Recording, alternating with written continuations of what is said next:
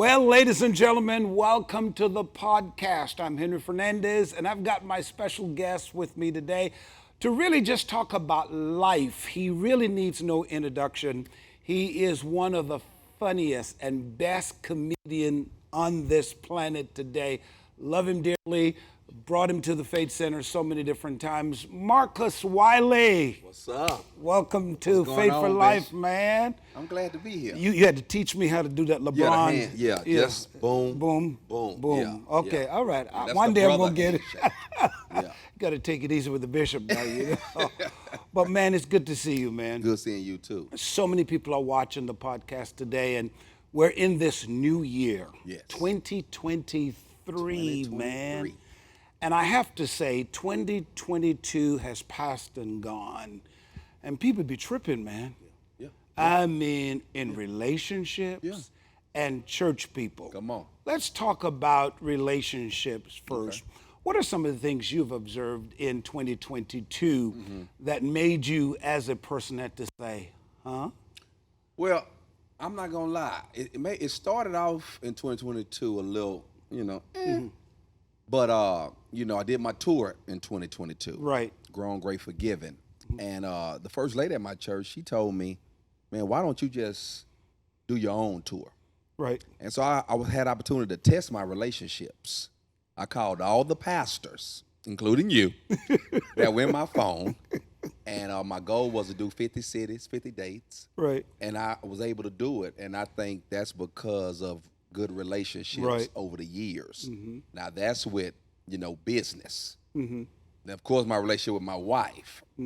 That was a little strained during the pandemic. Never seen her that much, Bishop. I never seen her that much. I was waking up every morning like, whoo, you still here. And so, we had some not major challenges because we've been married a long time. But when the country shut down, her cooking skills had to manifest. And I'm gonna tell you, I've said this in my joke, she's a fixer, not a cooker. And in that pandemic, that milk just kept, every spaghetti again. I mean, nachos. I mean, Taco Tuesday, but it's Tuesday, Wednesday, Thursday, and Friday. So that was strange. But then also, my last one is the relationships that I had with some people. Right. People in 2022 were panicking. And that's why I was so glad that, not to get spiritual, but I know somebody. And the folk were they were panicking and like some of my friends, they borrowing money. I ain't got it back yet. Wow. And I know somewhere in that Bible, I'm supposed to be the lender. But do I supposed to get it back? I mean, because I need my money back. If it's a loan. Right? Yeah, it's a loan. It was a loan. Right. But, guys were panicking. I mean, people were, and rightfully so maybe, but people just doing any and everything. Right. Trying to, I guess, make ends meet. But isn't it true that for you, and I know for me, the pandemic, not just the beginning of it in 2020, but last year, 2021, and even 2022 last year, that the pandemic really revealed the heart of a lot of people. Oh, no doubt. Absolutely. When that, I forgot how the idiom go, but it was something like, you really get to see people's character and the true them. Wow. When they're at a kind of like at a desperation. Again, just me knowing that that better is coming. Right. Or as we say at our church, gooder is coming. Just being able to know somebody, I was able to maintain. See, because a lot of people, the people are watching right now, and I know they've experienced maybe whether it's a loved one, a family member, or their best friend during the pandemic for a lot of people, and during 2022 overall. People who they counted on, people who they believe who would have been there in difficult times weren't there. And sometimes we get so frustrated and angry and bitter at people. I know for me, there's a lot of people who show me their true colors. I got you. You know, and what I had to realize is don't hold it against them, Right. because your perception of who they were was incorrect. Incorrect. Yeah. They've been that way all the time. All It the just time. needed a test. Yeah. No, seriously, it just needed something in life For it to happen for their true attitude to manifest. Yeah. And I remember when you called and you said, hey, you know, I'm doing this tour, whatever. I'm going to be honest with you. The very first thought that came to my mind, I need to help. Why? Because this is how you make your living. And I appreciate it. Now think about that. Yes. It's like for me as a preacher, as a pastor. I mean, when the pandemic hit, I mean, folks won't come into church no more. Remember, the only way we made an income was through the offering bucket. So now if people don't come to the house of God, how do I pay staff? How do I maintain the building? See, sometimes people don't see all of that. Yeah. But one of the things I'm so grateful is for the relationships, and you hit that, and I'm quite sure that's on your tour. Let's talk about relationships a little bit. What are some of your life experiences? Because there are couples watching right now, people dating, and they're like at the edge of their seat. Okay, I want to hear this. Yeah. What are some of the things that you, Marcus Wiley, have learned over the years when it comes to relationships? So funny you asked this. I was trying to save it. So now that my tour is over, my next set is on relationships. Wow. I'm doing a piece. It's called Marriage is Major Surgery. Why surgery? Because a lot of times when people get married, they think of course, the wedding. Right. But as I read, when God when God put man and woman together, it wasn't at a wedding. It was a surgery.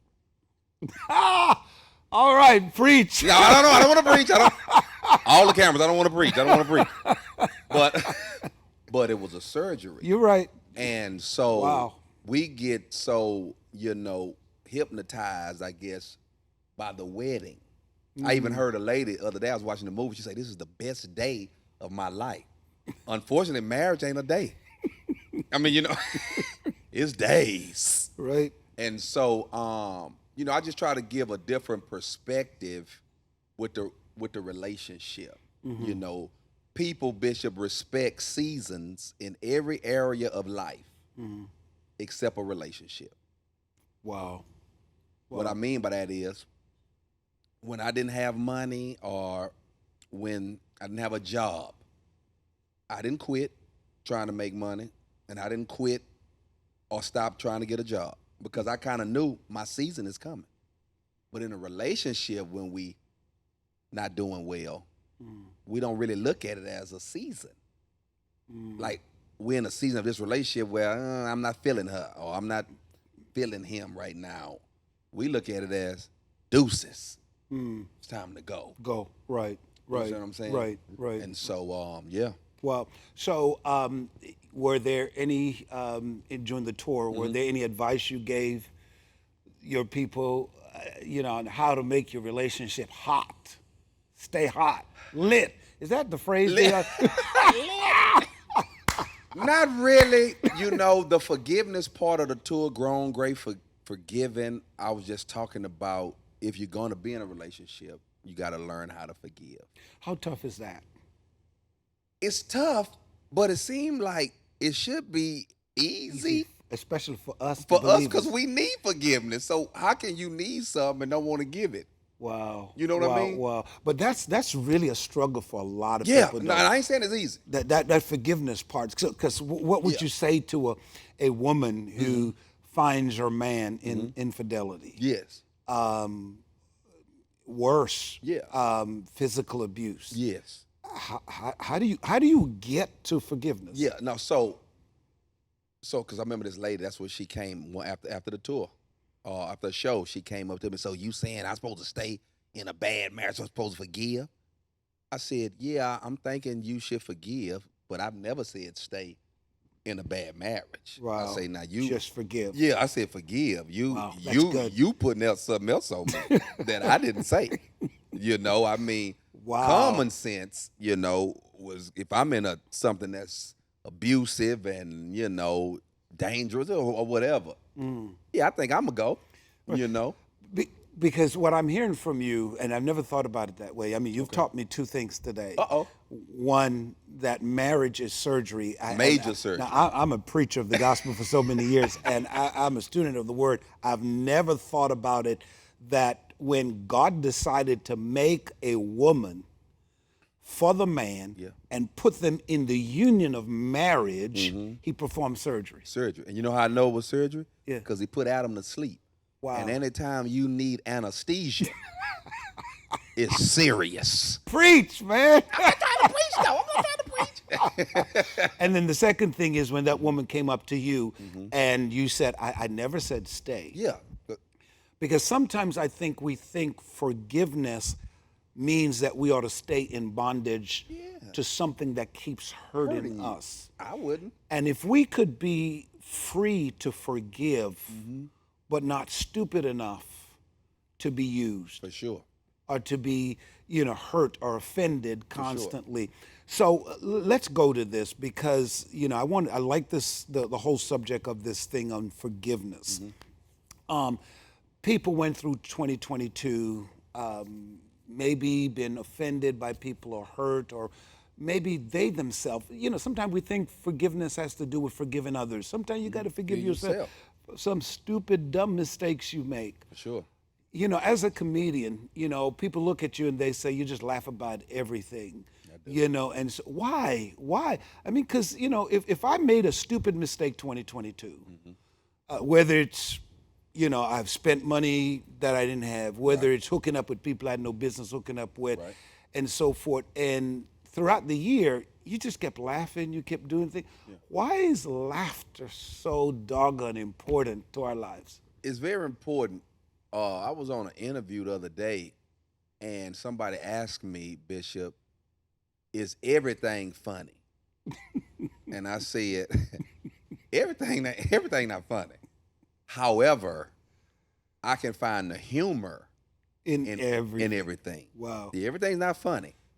But that's just I guess it's a good coping mechanism for me, and then I feel like it's my job or responsibility when I'm doing shows, so people can go, I never looked at it like that.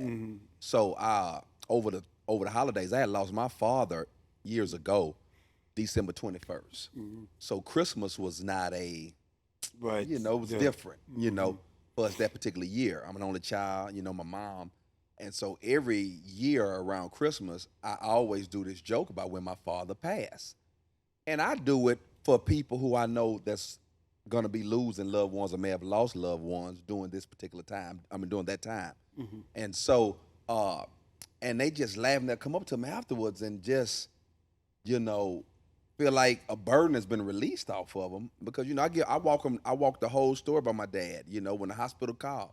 They said, you need to get up to the hospital. Your father has expired. Already that was wrong. I was like, expired? Milk expired. Wow. My dad, he dead. I mean, because if he expired, like milk, we can use it for cornbread. Because that's what we do at my house. When the milk expire, we use it for something else. And and so the whole process just was funny because I didn't know until my father passed that the funeral is not a base pay. It's a la carte. You see what I'm saying? Like, I didn't know this. So when I was in there doing the funeral arrangement, they was like, do you want your father to ride in a hearse? I'm thinking, ain't that a part of the package? And the lady was like, nah, that's $700. And I'm thinking, well, shoot, I'm trying to keep some of this insurance money. My uncle got a minivan.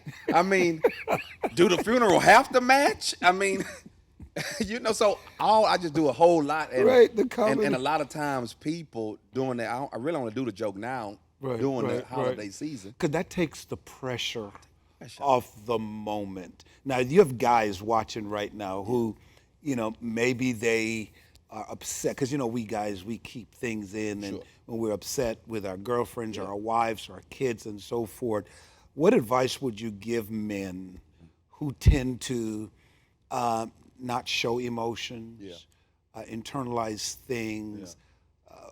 How can they just chill, man? Yeah, you're gonna have a heart attack. You need no, I don't wish it on you. But definitely, we all struggle with that. I don't know if that's macho or ego or what have you, but what I can say, when I got better at sharing my feelings with my wife, we got better. Just saying now. I mean, Okay. we got better. Nah, my lady ain't the one to throw my feelings back in my face though. I'm just saying. Right. Because I was going to hit that. You're probably blessed with a woman that when you become vulnerable to her, she knew how to respond back to that. Going back right. So, over the years now, this is I've been married now 25 years. So this didn't happen, in year 2, 3, 4, 5, 6, 7, 9, 10. This maybe happened at 15. Right. But I'm saying, I've learned how to say, hey man, this is what's going on. This is how I feel about it. Then I'm through with it. Yeah. I mean, be open. Be open. Instead of just telling my boys or telling the guys at the barber shop. I'm gonna tell the source. Right. Yeah, I have a major problem with you running to doing everything for the job or doing everything at the church and then neglecting at the crib. Why the church? Oh, y'all was just putting it as an example. However, I'm just but so my wife, she's over the choir. Sometimes she might be 100% out. Because it's right, church, committed. Which is fine. Right, I'm not committed, tripping about it. Right, but you feel that she's depriving you. Yeah. So if I tell you to do something or ask you, not tell you, but if I say, hey, babe, can you take care of that woo-woo? I'm going to get to it. But you didn't get to it at the church. I mean, you didn't tell pastor, I'm going to get to it. I mean, you got to it. You know what I'm saying? And I'm cool with that. Just get to what I'm talking about too. What if somebody say you're just jealous over her commitment to the Lord? And then I would say, if you want to call that jealousy, then I'm jealous. Okay. But that's not what I'm calling it. Okay. It's not jealousy. Right. Yeah, it's just that, hey, give honor the way honors due, right? Yeah, not jealous at all. It's due home. I love my church and my pastor. I'm just saying, take care of this here, though. Oh my goodness, that's funny. I'm telling you, man. Listen, I just have to say this to all of you. You allow life and the circumstances of life to weigh you down and not just make fun of what you're going through. Maybe you're dealing with illness, some form of sickness, or probably a financial crisis. Like Marcus said, you just have to learn to put a spin on it. Yeah, got to. And change from just focusing on what's bad to the fun part of life. And if you're in a relationship right now, like he said, go to that person, be honest to that person, and hopefully that person will respond like his wife, to your needs and to say, well, I don't like certain things and whatever, and I'm quite sure it will better your life. Do me a favor, as you're watching, just write down maybe some of the questions you think you would have loved to have asked Marcus. I know, it's not live. We're not able to respond to you right away, but I would like to know some of the questions you'd like to ask him about life. Now, me too. Let me go on and to just say this. Now, let's deal with finance for a moment. Come on. Let's deal with it. That's a huge thing. That was a major. huge part of our lives and so forth. Do you believe that the way we handle our finances at times can cause depression, can cause us to lose that happy moments in our lives? And then for those who made some dumb decisions. Yes. Like me, I've made dumb financial decisions. Me too. What do we do? Based on your experience. Based on my experience, I'm going to go with, again, I learned so much in the pandemic. So before the pandemic, I had money saved for a rainy day. My dad would always say that, man, have you some money saved for a rainy day. And, so when that pandemic first hit, I wasn't really, I'm thinking it was only going to last 2 weeks anyway. I didn't think it was going to be Most people thought so. this long. Yeah. And so as it kept going, and I'm going, ooh, I don't have rainy year money. Oh, I got rainy day money. And so what ended up happening was, what I'm trying to say. Okay, yeah, what ended up happening is, Bishop, the money started dwindling. Right. Right. My money it's leaving, and I'm watching the account just Right. because for some strange reason the bills are not on pandemic. There you go. Yeah, there you go. They steady coming, Mm-hmm. and so I'm going, ooh, man, I gotta do something. I gotta make some moves. And over the pandemic, I had to start accepting shows that I would never Accept. accept. Mm-hmm. I mean, never. Mm-hmm. But people was getting this PPP money. They wanted to use it. They was accessing people that they never accessed before. Yeah. And watch this. And I had to, I'm watching my stuff. Right. So I had to go. So to answer your question, I'm looking at this money leaving, money that I had worked for, that I had stacked up. And one can get depressed. Mm-hmm. I'm not the guy to get depressed though. Mm-hmm. Because again, not to keep, saying the same thing, but I understand it's gonna get greater. Yes. I understand. That's the hope you have to have. Listen, I wouldn't be in this church game this long and not believe Wow. that he gonna make it good. You're a living witness. You're a living witness. Yes, I was here to be wasting time. Wow. So I'm looking at it. I'm going, man, God, you see it? I mean, you know what I'm saying? This wasn't money I stole. This money I worked for, and it's going down. And so I just what I try to do is just stay the course. Mm-hmm. Easier said than done, but it's easy. Put it in his hands. Right. And then, okay, watch this here. Let me show you something. Let me say this here. I've only said this 2 times. There's a church I perform at in Birmingham. And I went to this church during my tour. And it was at the beginning of the tour, so, I'm trying to, Right. get everything, trying to get my finances back together. And so this church, Bishop, and I'm not putting this on you, but just in case you want to do it. But this church, here, the pastor came to me and said, hey, man, Oh, God. you've blessed us over the years, man. You was great tonight. We just want to give you a little extra envelope, And matter of fact, you've done this before. But I'm thinking, a couple of grand. Bishop, they gave me $22,500. Wow. I'm crying because I'm like, wow, which made that if I can say, it made it a $30,000 weekend. Wow. Just from this church. Wow. Mm-hmm. But my point is, what it showed me is that God We'll do it.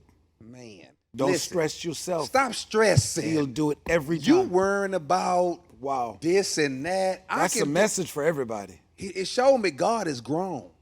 He do what he want to do. When he wants to do and it. how he want to do it. Yes, sir. And so my job ain't to sit up here worrying and Wow. all this. Man, just. That's the key. You know what I mean? And so I'm not saying it as no brag. I was saying it as it's a testimony. Yeah. It's a testimony. And that's what I got out of that. Worry doesn't get you anywhere. In fact, worry, I believe, opens up the door for all of the signs and the spirit of darkness to come in, because it leads to depression. Yeah. It leads to you not trusting God. He never said the road was going to be easy. Never. He never said you're not going to have trials. Never. It's like this new year. People are saying, oh, it's 2023 and it's going to be a great year. It may be true, but you're going to be tested. Don't be tested. So when you're tested, are you going to give up the testimony of it's going to be a good year? Yeah. You got to learn to trust God when you're going through the circumstances. And I'm quite sure throughout the year, 2022, there were moments you were like, God. Oh, yeah. But then he took that one event, because that's all it takes. All it took was one. It took one. Wow. for me just to be reminded that, hey man, I do what I want to do. Wow, wow, wow. And I- all that stress. And all that, I got the message. Man do what he want to do. Wow, wow. And I'm straight. I mean, you know what I mean? So brothers, you heard it, man. You know, if maybe you're the person who's, you know, the breadwinner at home and your finances, this year, you heard it from Marcus Wiley himself. Stop stressing yourself. Yeah. There's a date on the calendar this year that God has a miracle on it for you. There's a date. It may not be your timing. He may not come when you want him, but he's always on time. And that situation he is going to fix. So in the meantime, do like what Marcus did. It's just go on, live your life. You know, I have a saying, Marcus, and then we'll wrap it up with this, man. I have this saying, you know, live your best life now. Yeah. Don't wait until 5 years from now, next year. I'm getting older. Yeah. Right. Me too. I tell people I'm running out of time. Yeah. So because I'm running out of time, I'm going to visit everywhere I want to visit. I'm going to go to the restaurant, eat all the kind of food I want to eat. I'm going to live my best life now because you know what? Once I check out of here, I ain't coming back. I ain't coming back. Ain't no do-overs. Exactly. So I'm going to make sure that I live a life at the end. Of course, live it in Christ. You know, for those of you thinking, yeah, live a life. You know, people. YOLO, you only live once. You know, so I mean, what advice would you just give to the people finally, man? What's the advice for 2023, man, that maybe you feel is on your heart to share with them? My advice for 2023. Well, after telling you my little financial story, my advice for 2023 is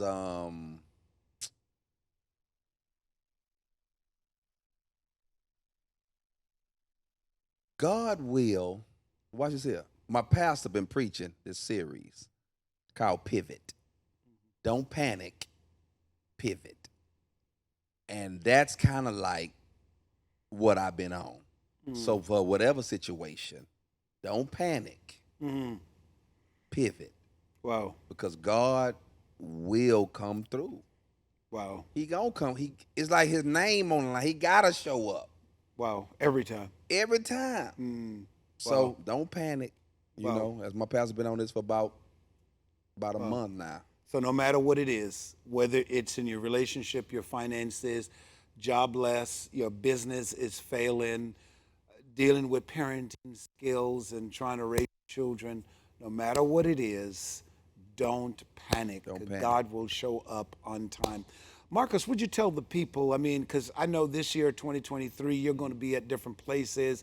There could be a pastor watching, whatever. Give them your information. How can they contact you, man? You can always go to the headquarters, which is my website. I know people don't like to use websites no more, but I still pay for the domain. And so that's marcusdwiley.com. And then on Instagram, at Marcus D. Wiley. Twitter, Marcus D. Wiley. Facebook, I am Marcus D. Wiley. Yes, too much stuff. Man. Too much stuff. Right. So please make sure you go out and check him out. And maybe you'll see a schedule of where he's going to be in a city near you. Because, you know, he's from Houston, Texas. And I've got a lot of followers there in Houston, Texas and so forth. My son, by the way, he goes to Baylor at Waco. What? Yeah, so, yeah. So, you never Just know. through there. Yeah, so, you know, it's a different city, man. Yeah. Oh, God. Yeah. Anyway, let me leave that alone. You know, but listen, man, it's been great talking to you today, you. Thanks man. for having me. Really enjoy the conversation. So, my friends, watch us next time on the next podcast. I appreciate you. God bless.